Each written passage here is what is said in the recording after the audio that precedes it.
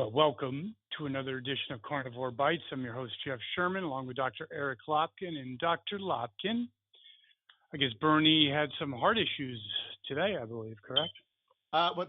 He had them Tuesday night. He felt discomfort. Okay.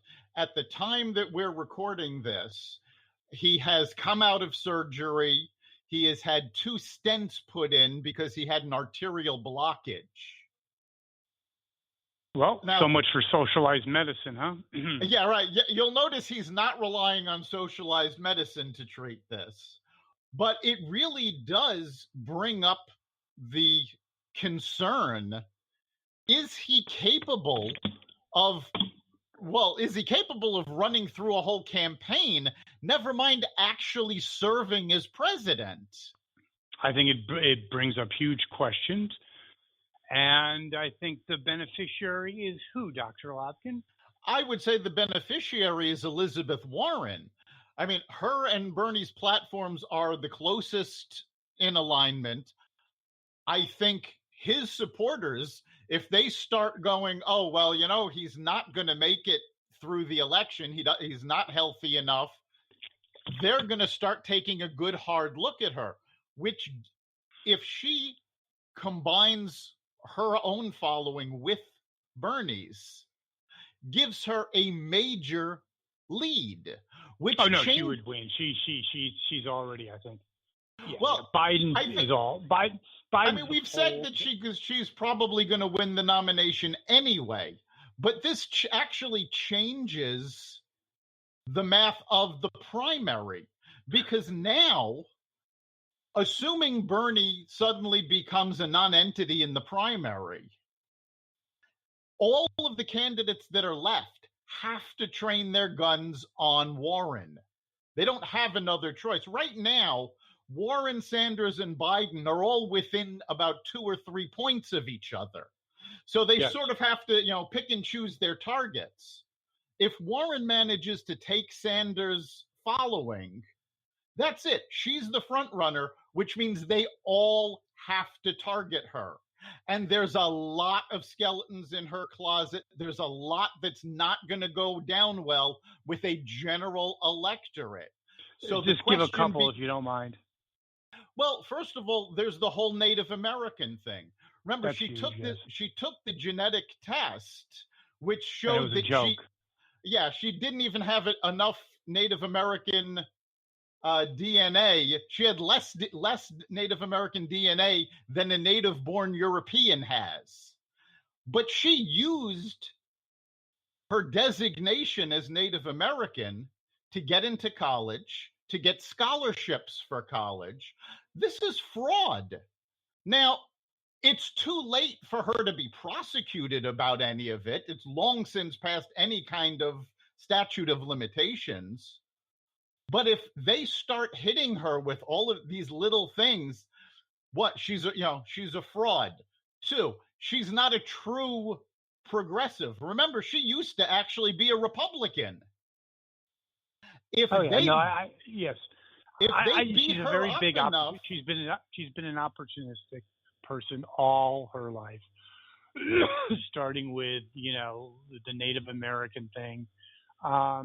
I think with a healthy Trump, she would be finished, but I think Trump's going to be very wounded.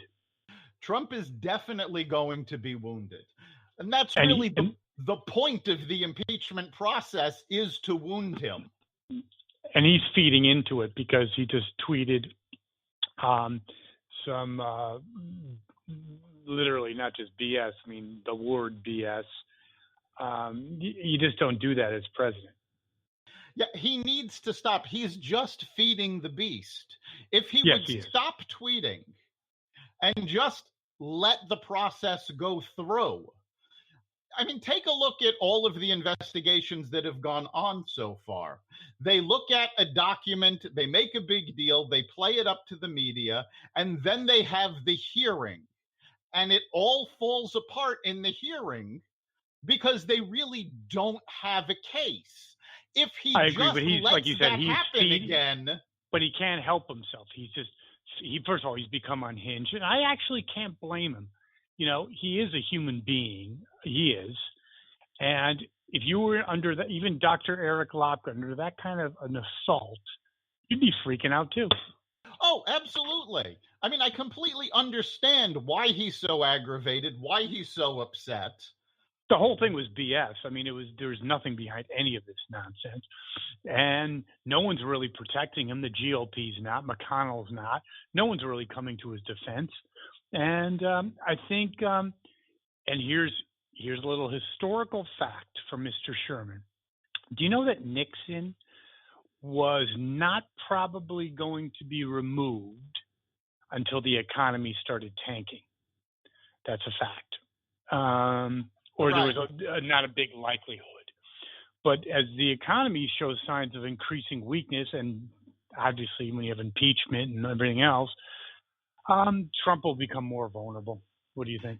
He's definitely becoming more vulnerable. But, I mean, part of that is because of what Congress is doing. I mean, we've seen the market start to turn down because, quite frankly, manufacturers were counting on passage of USMCA already. And the Democrats have held that up, and now it's unlikely they're going to get to it because they're focused on impeachment. So they're actually tanking the economy in order to get Trump out of office. Now, I mean, this phrase should scare the hell out of everybody because if you had a real if you had a real press, people might know that. Let's look at our press just for a second. You have Fox, which is, Sean Hannity, like a meathead. The rest of the news, it's just all fluff. There's no hard-hitting news. It's just all partisan fluff, and so is the other CNN. So no one's getting the news. CNN's never going to report what the Democrats are actually doing. So it goes unnoticed, essentially. And that's the problem. I mean, you have one party that is putting their desire to have the presidency above the good of the country. You have another party that's basically doing nothing, the Republicans. You've got the president who, no matter what his intentions are, his focus is on avoiding impeachment now.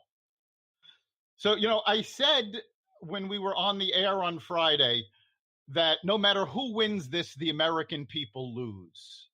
And I stand by, I show you the evidence that this is happening. And I came across a video of Gerald Nadler.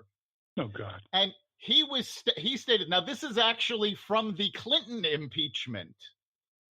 And he was complaining. He said, this is a coup. He used that word the same way we have. That this is a coup to try to remove a duly elected president. Well, guess what, Jerry? That's what you're doing now. And you know something? Him and Schiff, it's unknown people, ineffective people. Now they have the limelight, and they're ideologues, but they love this. I mean, Adam Schiff, he would never have been. Who is it? No, Adam Schiff didn't get this much coverage in his life. He's enjoying this. Yeah, he's addicted to it. So is Nadler. And Trump needs to stop calling them out. Trump made a comment earlier today that Schiff should be investigated for treason. He needs to stop that. But there's no one in the White House, and this is a fact, And it's really unfortunate because Trump, a lot of it's not his fault, had such promise. Trump was targeted before he ever took office. Oh, no. Like I'm saying, a lot of it's not his fault, but he doesn't have any good people in that White House. No one can tell him, hey, chill, and he's gone rogue. I think he's come unhinged, and I'm a supporter. He's become unhinged. He has. He has. Or becoming unhinged. He's succumbing to the pressure, and he's not handling it well. And there are so many strategies that he could be using. I mean, heck, he should be taking a page out of Clinton's playbook the way Clinton handled the impeachment. But he's not even doing that. And what is that playbook? I think that's important to say. Well, I mean, Clinton fought this basically, one, by pushing forward policy. because he knew he was going, even if he'd been impeached, he would survive the Senate, which Trump is really in that same position. But what's going to swing it in the Senate, and certainly in 2020, is the support of the voters. Mm-hmm. Well, the more unhinged he acts, the less presidential he acts, the more he's going to lose that support. I think that is true. I think, yes, I think he's a man alone on an island, and I think it's getting to him, and he's finally become unhinged. We will see how it plays out, but I do agree with you that Elizabeth Warren is the big beneficiary of this, and I'll go out on a limb, and it's not such a big limb anymore. You might be shocked, Dr. Lopkin, if the economy tanks, which I'm sorry, I agreed with you 2 months ago that it wasn't. Now I'm not so convinced. The economy tanks, the impeachment thing continues with him becoming increasingly unhinged. She's got a good chance of winning. What do you think? If the economy tanks, yes, Warren has a shot at winning. I think it's a good shot. The problem is we're actually talking ourselves into a recession. Oh, it's all, well, a recession is always between your ears. 90% of it is, yes. But the consumer is responsible for 70% of the economy. And so far, every economic indicator for the consumer economy is that it is still ridiculously strong. That's going to fade. I mean, it's good, nice wishful thinking. It's going to fade, Dr. Well, and I don't want it to happen. It's not wishful thinking. That's what the indicators say right now. I know. I'm not saying that it can't change. But as of right now, the economy is still strong. I got it. As a snapshot, I agree with you, but snapshots are next month. You see what happens to consumer sentiment. They'll be way down. I don't think it'll be way down. It'll be down, but not way down. It'll be down in the following month even more as this continues. It's got to. People are rattled. I mean, it's 1973 all over again. People are rattled. So on that note, that concludes another edition of Carnivore Bites. Dr. Lopkin, great show. See you next week. You've been listening to Carnivore Bites, part of the Exvadio Podcast Network. You can catch us every week at exvadio.com/podcasts, on the iHeartRadio app, the Apple Podcasts app, the iTunes Store, Spotify, and wherever you find podcasts. You can also catch us live every Friday at 4 on WESU FM 88.1.